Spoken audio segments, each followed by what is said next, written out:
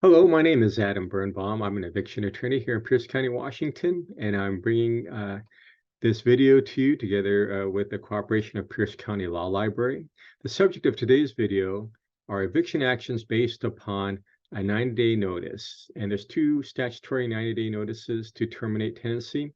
One is the owner's intent to occupy, and the other one is the owner's intent to sell the subject property. I'm going to go ahead and do a screen share, and we'll take a look at the statute and go through them together. And so, of course, all eviction actions stem from RCW 59.18.650. We're going to scroll down to subsection 2D, which is the 90-day notice of intent to occupy. And this is a situation where if you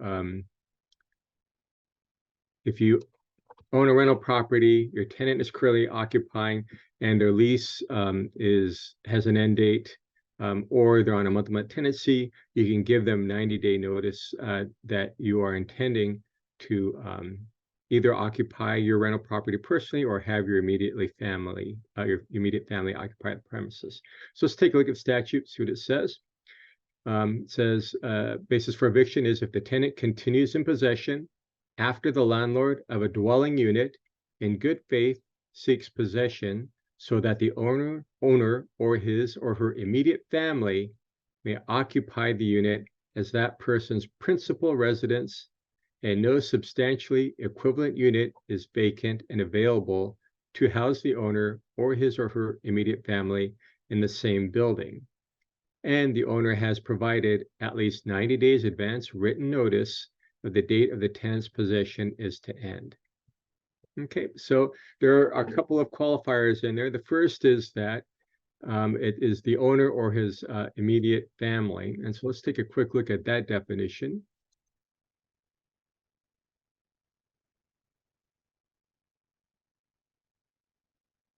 So if we look under the definitions under 59.18.030, we look at subsection 14, an immediate family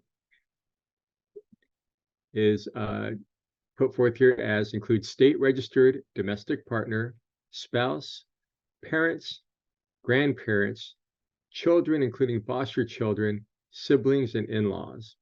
And so it has to be someone that comes within that definition of immediate family in order to be able to give the 90-day notice of intent to occupy for a family member.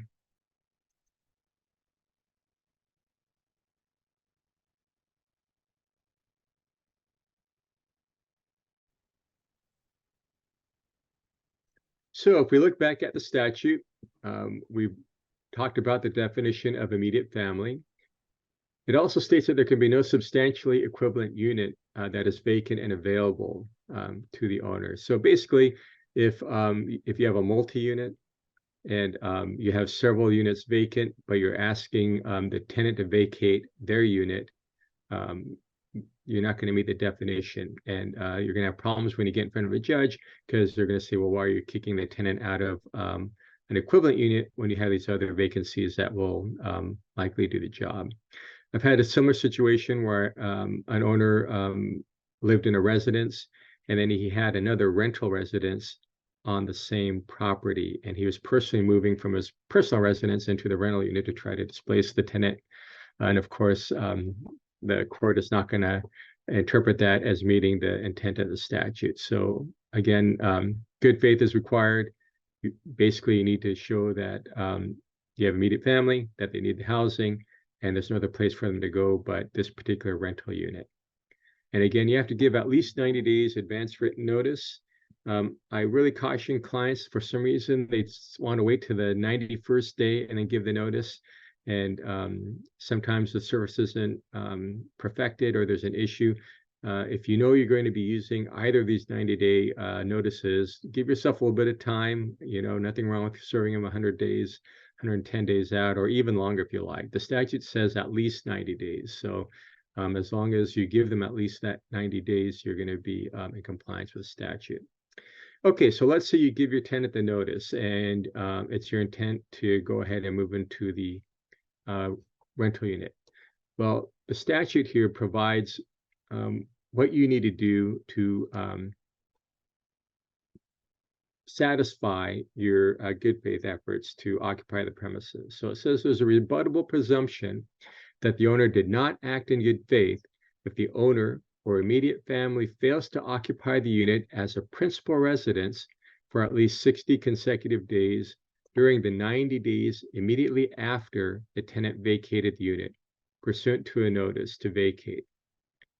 So that's kind of critical. Those are some hard dates that you need to comply with. So basically, after the tenant is out, you or whomever you've designated that's going to take up residency there as their primary residence has to live there for at least 60 of the 90 days that follow after the tenant has vacated the premises. If you don't do that, then you're going to be subject to sanctions as provided elsewhere in the statute. So make sure you hit those marks, and that whomever is intending to move into the premises, yourself or your family member, does so for at least 60 of the 90 days after the tenant has vacated.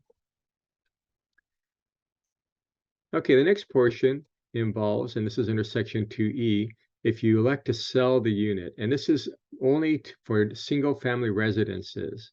And so it creates some issues. Typically when you have an owner that owns a duplex, lives in one side and rents the other, and they want to sell the entire duplex. You can have issues as to whether or not that meets the letter of this statute. It says single family residence.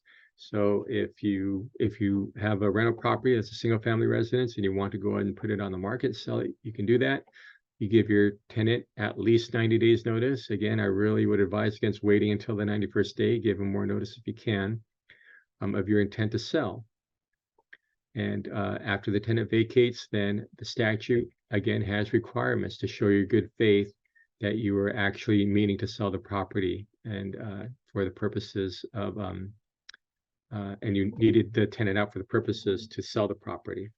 So if we look here, it says an owner elects to sell when the owner makes reasonable attempts to sell the dwelling within 30 days after the tenant has vacated, including at a minimum listing it for sale at a reasonable price with a realty agency or advertising it for sale at a reasonable price by listing it on the real estate multiple listing service.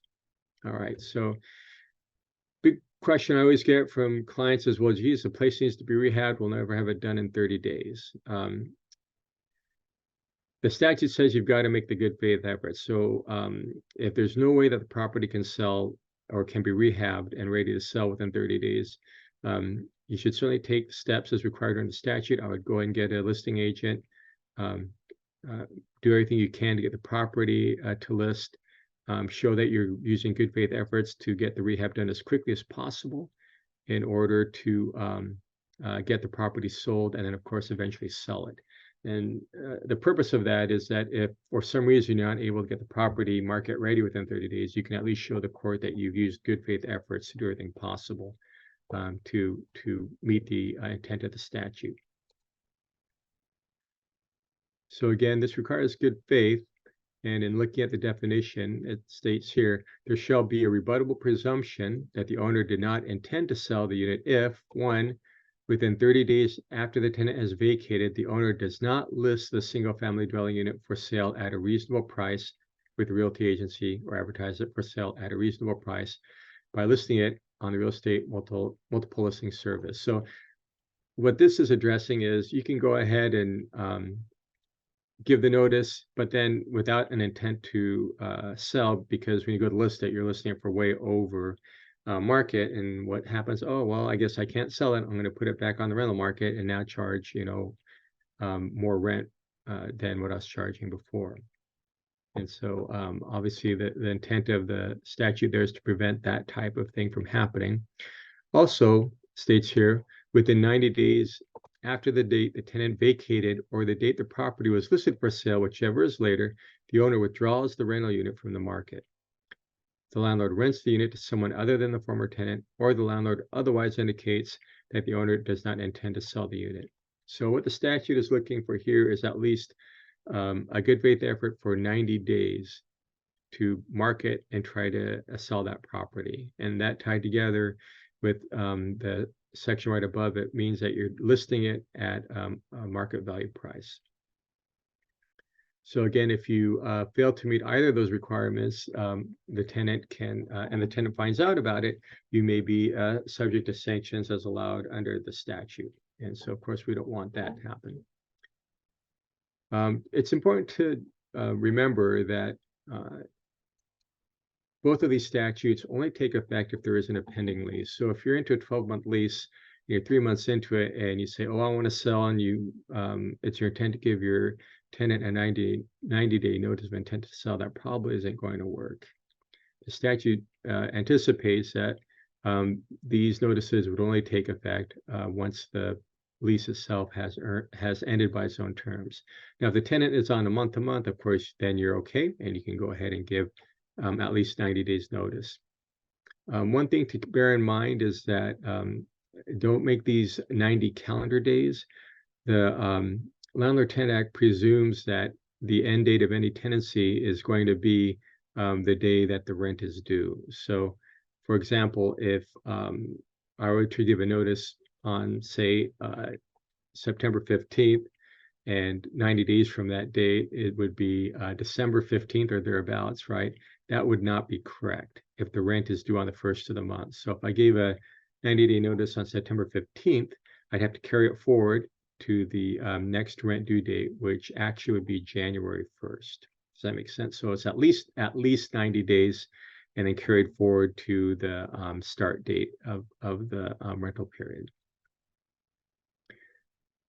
All right, so that covers the two 90-day notices. Again, notice of intent to occupy and the 90-day notice of intent to sell.